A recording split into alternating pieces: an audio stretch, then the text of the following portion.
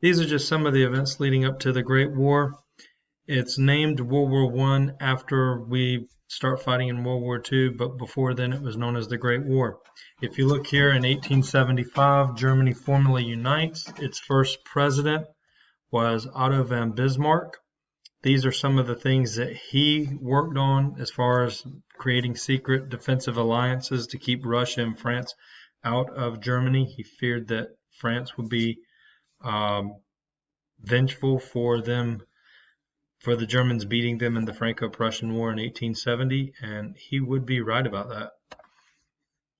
So this is a famous poster leading some of the events leading up to the Great War. If you look, arms race, national movements. If you look at all this stuff below, these are all causes to World War I in some form or fashion. So in 1905, German General Alfred von Schlieffen creates this plan to knock France out of a war and then go against Russia. He wants to knock France out of the war first so Germany would avoid a two-front war. Before World War I, everybody believed that, in Europe, everybody believed that the nation that struck first would win the war. It's called the Code of the Offensive. This would actually prove to be very wrong during World War I, and it becomes a very defensive war. So the Powder Keg region, you see we have, and it's known as the Powder Keg region because you have a bunch of different cultures living and ethnic groups living in a small area in the Balkans. Pan-Slavism, basically you have the Slavic, or you have the local Slavic populations looking to the Tsar for a nationalist movement. People like Serbia, the Serbs, they look to the Russian Tsar for leadership instead of their country's leaders. The Ottoman Empire and the Austrian-Hungarian empires were in control of these areas. This is a map of what the von Schlieffen plan would look like during World War I. Note Belgium. They are an unwilling participant. They did not want Germany going through their country. Germany didn't listen. And so when Belgium asked for help, that would be Britain helping them. So this is how Britain's going to end up in World War I. This is another map. Some of the foreign policies. Britain was the strongest nation in the world, and they usually avoided alliances simply because they felt they didn't need them. However, by the turn of the 20th century, the U.S. was the leading industrial power.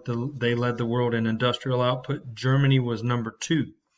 So Britain all of a sudden starts to look to form alliances with nations, in particular Japan and the U.S. So Britain would join a treaty with the U.S. and Japan. So in 1902 you get the Anglo-Japanese Treaty, and that would be between Britain and Japan. The Triple Entente comes around in 1904. Britain and France are going to settle territorial claims, and they join. Britain didn't trust Germany, and Russia won't trust Germany, so Russia and Britain form an alliance, or Russia, Britain, and France form an alliance, and that will become the Triple Entente. These will be the allies of World War I. So Germany and the Ottoman Empire. Britain's pact with Russia damages relationships or relations with the Ottoman Empire. The Ottomans turn to Germany, and as you see, the Germans' goal was to build a railroad from Berlin to Baghdad, and definitely Germany's expansion aims heightened tensions in Europe. Remember, guys, Britain and France had run Europe for 1,000 years, run all the affairs. With Germany's emergence in 1870, 1875, Germany wanted to split that power up. They felt that and basically they were one of the industrial leaders of the world. They felt that they should have equal power with Britain and France, and Britain and France did not see it that way. So, Powder Keg region, 1878, Slavic people of Serbia declared independence. And as you see, Serbs wanted to control 2 Ottoman two Ottoman Empire provinces, Bosnia and Herzegovina.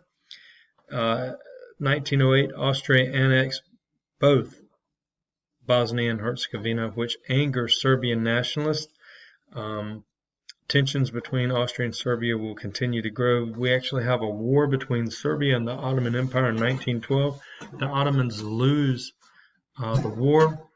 However, before Serbia can come in and claim all of its prizes, Austria, backed up by Germany, stepped in and took part of Serbia's winnings. That would be Albania.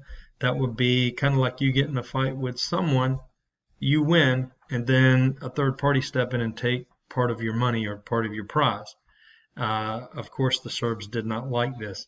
So the Russians were not prepared to help Serbia, who Russia had a secret treaty with, and they promised they would help Serbia in the next event. Tsar Nicholas II of Russia, his country was not doing well economically, so he decided to stay out. He opted not to help Serbia, but he vowed he would help him in the future. This sets up World War I because Serbia will ask for Russia's help in 1914, and Russia would come to their aid.